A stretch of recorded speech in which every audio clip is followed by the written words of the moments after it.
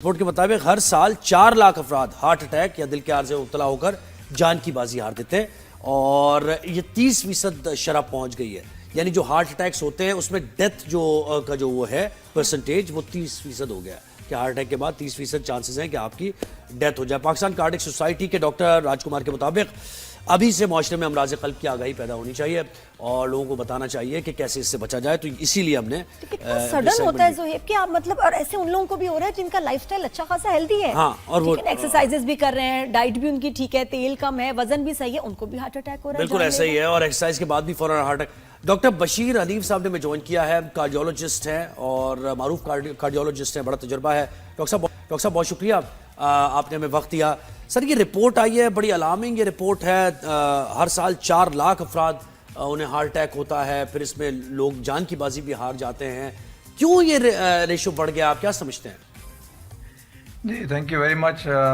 Basically देखें, पहले तो जैसे आपने बताया नंबर तो एग्जैक्ट हमारे यहाँ प्रॉब्ली इतने ज़्यादा नहीं है, लेकिन ये मैं आपको बता सकता हूँ कि पूरे एशिया में पाकिस्तान में इस वक्त हाईएस्ट नंबर ऑफ़ डेथ्स जो हार्ट की वजह से होती हैं और पूरी दुनिया में अगर देखा जाए तो ये 18वें नंबर पे आता है हार्ट डिजीज़ के हवाले से। और सबसे बड़ा अलमिया जो अभी आप बात भी कर रहे थे वो ये है कि अब यंग लोगों में होने लगा है। मैं अमेरिका में काफ़ी अर्सा रहा और अभी भी काम करता हूँ, तो वहाँ पे आमतौर पर 60s में 70s में जाके हार्ट का प्रॉब्लम होता है। अगर किसी को 30s या 20s में या 40s में भी उनको चेस्ट पेन के साथ आए तो आप हार्ट के बारे में नहीं सोचते। जबकि पाकिस्तान में जो है वो 20s, यंगेस्ट जो मैंने देखा है वो 19 year old with a major heart attack and he died. तो पाकिस्तान में बहुत ही ज़्यादा मतलब लिटरली एपिडेमिक की हद तक दिल की बीमारियां बढ़ गई हैं और सबसे बड़ा जैसे मैंने कहा अलमिया ये है कि यंग एज में होती हैं। इसकी वजूहत तो बहुत हैं। डेफिनेटली हमारे यहाँ जो दिल की बीमारियों के जो रिस्क फैक्टर जिन्हें हम कहते हैं उसमें हाई ब्लड प्रेशर हो गया, स्मोकिंग है, एक्टिव और पैसिव स्मोकिंग दोनों ही अहम है, फिर शुगर है। पाकिस्तान इस वक्त ब्लड प्रेशर के हवाले से अगर देखा जाए तो इस 3rd नंबर है पूरे एशिया में ब्लड प्रेशर। और उस पर सबसे बड़ा प्रॉब्लम ये है कि 70% लोगों को पता ही नहीं है कि ब्लड प्रेशर है और जिनको पता है उनका प्रॉपरली कंट्रोल नहीं है। इसी तरह डायबिटीज़ जो है, ब्लड शुगर जो है वो भी काफ़ी हाई है। पाकिस्तान इस वक्त नंबर 3rd पे है पूरी दुनिया में डायबिटीज़ के हवाले से भी। स्मोकिंग का रेशो भी बहुत हाई है। तो ये जो रिस्क फैक्टर हैं और जो आमतौर पे मतलब लाइफस्टाइल हमारा जो है वो ओवरऑल, कुछ लोग तो हैं जो बहुत एक्टिवली एक्सरसाइज करते हैं, एक्टिविटी भी करते हैं, बट ओवरऑल अगर देखा जाए तो लाइफस्टाइल बहुत ही सेडेंटरी हो गया है। हमें जो है रिमोट हाथ में है, सोफे पे बैठ के पूरा दिन ऑफिस में, फिर घर में बैठ के सोफे पे पानी भी जो है किसी से मंगवाना है। और डॉक्टर साहब चेकअप्स नहीं है एक्चुअली, कंपनीज मेडिकल देती कोई नहीं है, लोग चेकअप्स कराते नहीं जब तक बीमार नहीं होंगे, गिर नहीं जाएंगे, हॉस्पिटल नहीं जाना। बिल्कुल ये बड़ा मसला है। और उसके बाद जब ठीक होने लगते हैं फिर सब कुछ भूल जाते हैं कि हमने टेस्ट कराने हैं, दवाइयां लेनी है टाइम पे। ये हमारा जो ना लैक ऑफ रिस्पॉन्सिबिलिटी, अपने आप से हमारी रिस्पॉन्सिबिलिटी जीरो है हमें। Absolutely, you are absolutely right और ऐसा ही है। लेकिन ये है कि इवन अगर हो भी तो बदकिस्मती से अवेयरनेस बहुत कम है लोगों में दिल के बीमारियों के हवाले से।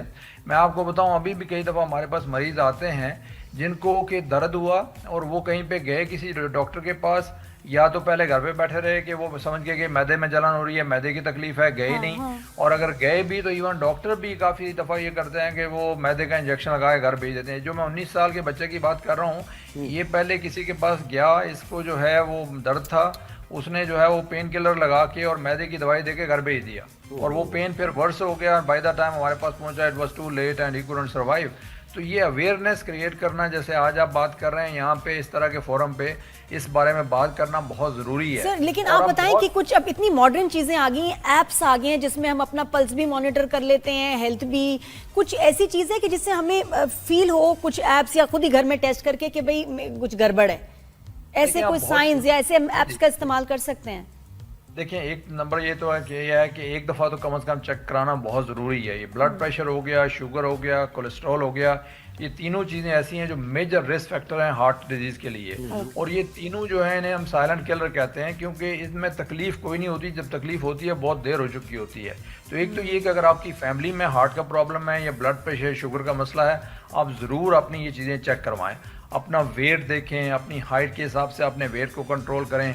एक चीज़ होती है वेस्ट सरकमफ्रेंस, ये एक बहुत अहम नंबर है और अगर ये वेट सर्कमफ्रेंस देखा गया है कि हमारे यहाँ एशियंस में बढ़ा हुआ होता है और ये जितना ज्यादा होगा उतना ही हार्ट डिजीज का रिस्क जो है वो बढ़ जाता है। क्या और अच्छा वेट यानी वजन का आप वेट नहीं वेट के अलावा वेट ये जो कमर का जो नापा जाता है ना आपकी, हाँ, तो उसमें जो है वो अगर जितना ज्यादा होता जाएगा उतना रिस्क जो है वो बढ़ता जाएगा। और हमारे यहाँ ये एशियंस में ये काफी ज्यादा है कि हमारा जो वेट ज्यादा गेन होता है वो सेंट्रल ओबेसिटी ज्यादा होती है, जो कि ज्यादा रिस्की है एज कम्पेयर टू के बाकी जगहों में हो।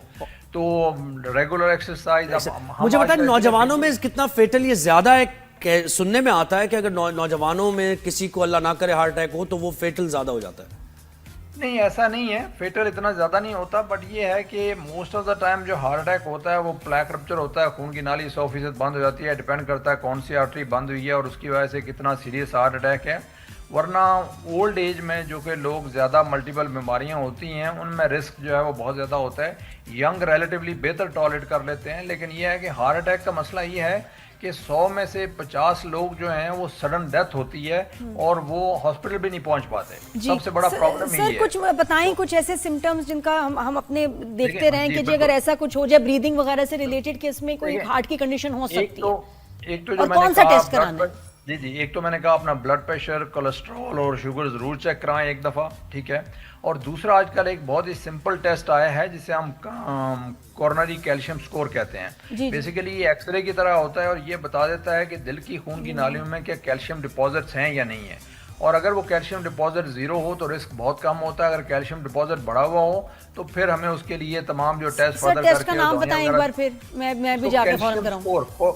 CAC coronary artery calcium score कहलाता है ये, और ये सिंपल एक्सरे है। लिटरली ये 5 मिनट लगते हैं, आप वॉक इन करें 5 मिनट में टेस्ट करा के आप जा सकते हैं और ये पता चल जाएगा आपकी दिल की खून की नाली में कैल्शियम डिपॉजिट हैं या नहीं है। बिल्कुल, ये अवेयरनेस बहुत जरूरी है, बहुत जरूरी है, ये बहुत जरूरी है। CACA टेस्ट है ये। जी, इसमें फिर कोलेस्ट्रॉल और फिर आप कोलेस्ट्रॉल की अच्छा बस जाते हुए सर मुझे बता दें कि अगर किसी को हार्ट अटैक हो रहा है तो आप यानी क्या फर्स्ट एड उसको दे सकते हैं? आप वहां पर खड़े हुए हैं। देखिए, एक तो मेन चीज जो याद रखें, मैं क्विकली ये बता दूं कि हार्ट की तकलीफ हमेशा, कोई भी तकलीफ आपको एक्सर्शन पे अगर होती है, चलने फिरने में, सीढ़ी चढ़ने में, कोई भारी काम करने में, तो वो हार्ट की होगी। लिहाजा कभी भी ऐसे सिम्टम हो, चाहे सांस फूले या सीने में बोझ या भारीपन या घुटन महसूस हो, तो कभी कभार जलन भी जो है वो दिल की वजह से होती है। अगर आपको, पहली बात है, the most important thing is, इसमें हम कहते हैं time is muscle, every second counts.